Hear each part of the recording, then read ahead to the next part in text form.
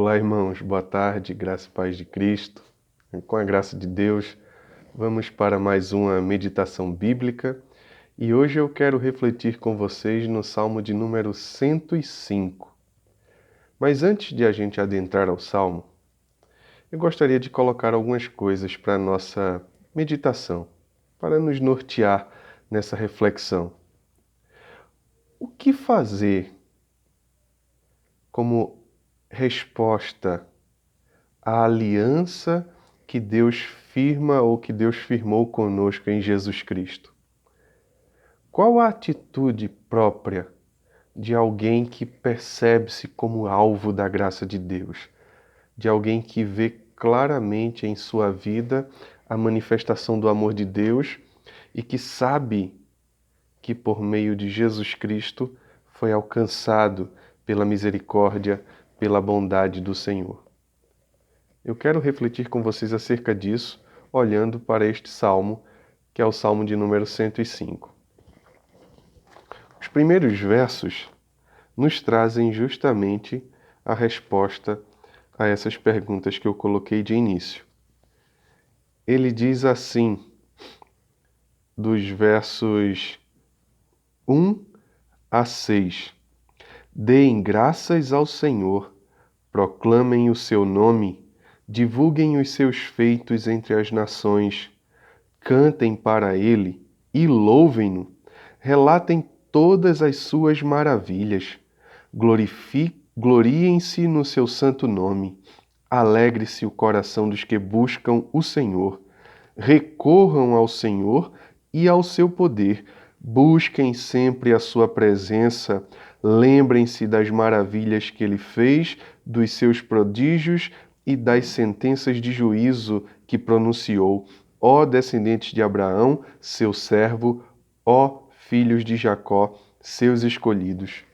A resposta adequada de alguém que é alvo da graça de Deus é o louvor ao Senhor. É o reconhecimento do Senhor em louvor, em adoração, em devoção a Deus. Nós devemos dar graças, nós devemos ser gratos, nós devemos cantar a Ele, nós devemos nos gloriarmos no nome dEle, nos alegrarmos em quem Ele é, na Sua presença. Nós devemos buscá-lo de todo o nosso coração. Essa é a resposta fiel de alguém que foi alcançado pela graça de Deus. Essa é a resposta fiel de alguém que está em aliança com Deus por meio de Cristo.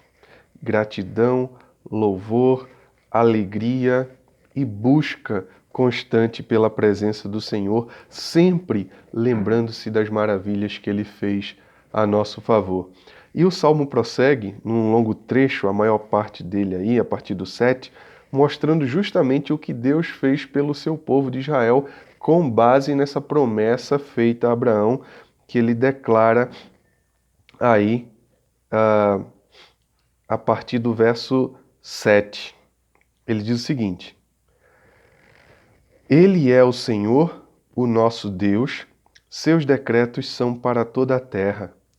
Ele se lembra para sempre da sua aliança, por 1000 gerações da palavra que ordenou, da aliança que fez com Abraão, do juramento que fez a Isaque. Ele o confirmou como decreto a Jacó, a Israel como aliança eterna, quando disse: Darei a você a terra de Canaã, a herança que lhe pertence. Então Deus fez uma aliança com Abraão. Deus chamou Abraão lá de sua terra, lá do meio de sua parentela, de um povo idólatra, de um povo que vivia a seu bel prazer. Deus se revelou a Abraão e o tornou seu servo. Deus elegeu Abraão e nele uma descendência santa. E assim ele abençoou este homem e assim ele abençoou as suas gerações. O verso 12 continua: Quando ainda eram poucos, um punhado de peregrinos na terra, e vagueavam de nação em nação, de um reino a outro, ele não permitiu que ninguém os oprimisse, mas a favor deles repreendeu reis, dizendo: não toquem nos meus ungidos, não maltratem os meus profetas. Aqui a referência a quando o povo ainda era um pouquinho de gente, ali os descendentes mais diretos de Abraão, de Isaque, de Jacó, vivendo na terra de Canaã como peregrinos, eles não foram maltratados. Ninguém jamais fez algum mal à vida e à família de Abraão, porque a promessa de Deus estava sobre ele, porque o amor de Deus estava sobre a vida dele. E o salmo continua aí no verso 16 em diante. Ele mandou vir fome sobre a terra e destruiu todo o seu sustento, mas enviou um homem adiante deles, José, que foi vendido como escravo.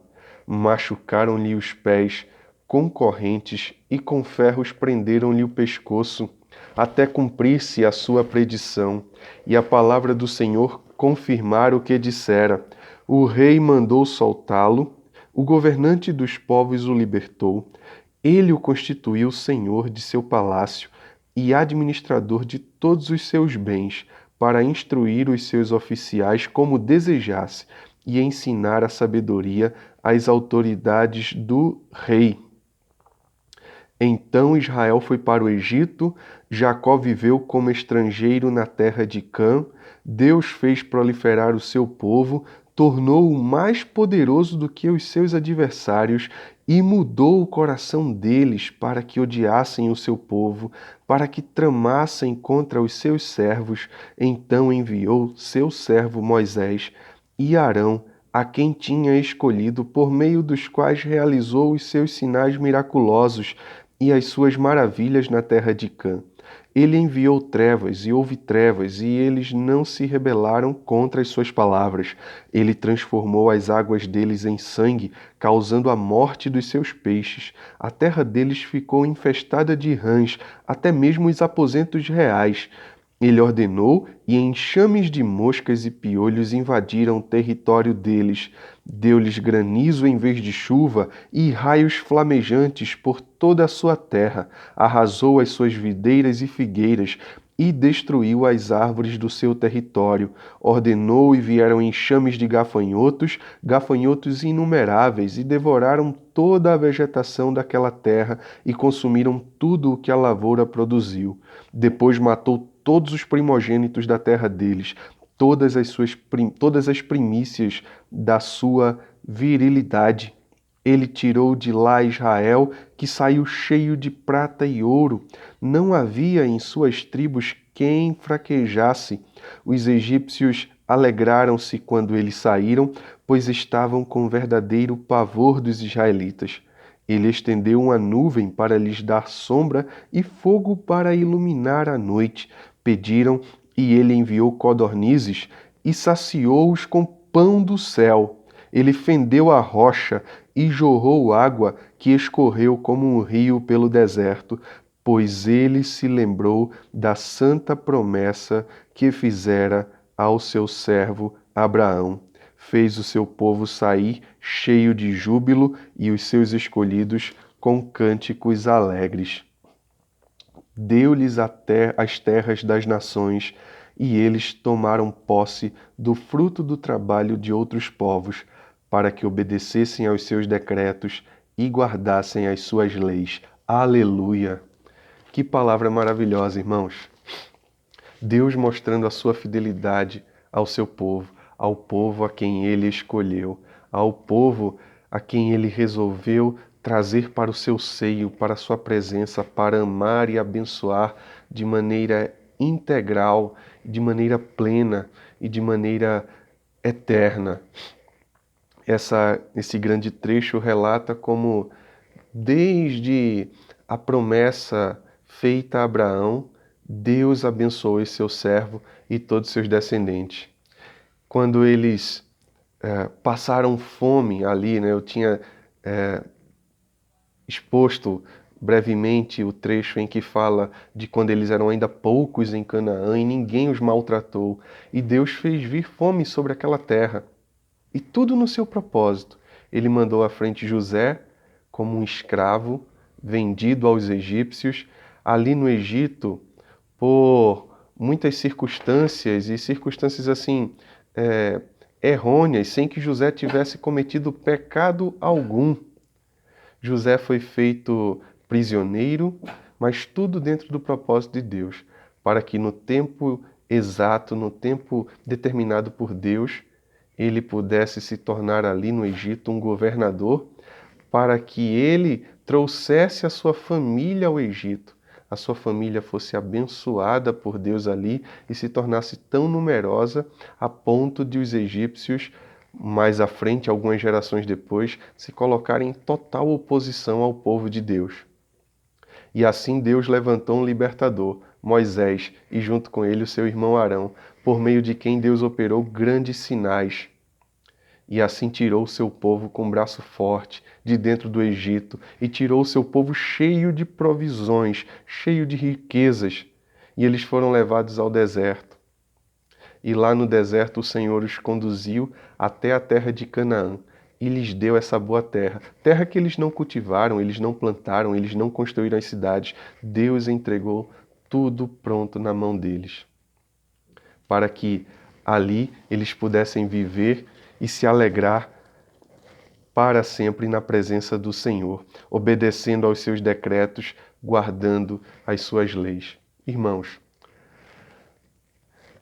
a resposta adequada que um crente, que um cristão deve dar perante a aliança que Deus fez com ele em Jesus Cristo é a resposta da obediência, é a resposta da adoração, da devoção sincera, é a resposta do louvor, das ações de graças. A história de Israel é como uma figura da grande história de Deus com seu povo, com todo o seu povo, inclusive os remanescentes de Israel. A história que Deus escreve por meio de Cristo. Nós éramos como os israelitas, escravizados sob o poder de Satanás, sob o domínio dos nossos pecados.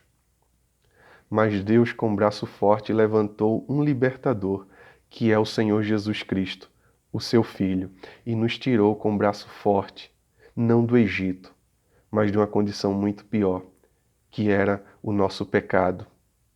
A nossa posição antes era de filhos da ira, estávamos destinados à ira, mas o Senhor, em seu amor, nos libertou.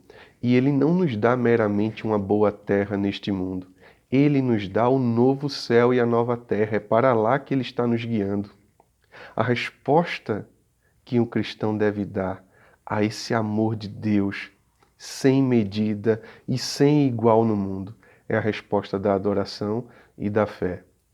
Portanto, meus irmãos, sejamos constantes na fidelidade, na obediência ao nosso Deus.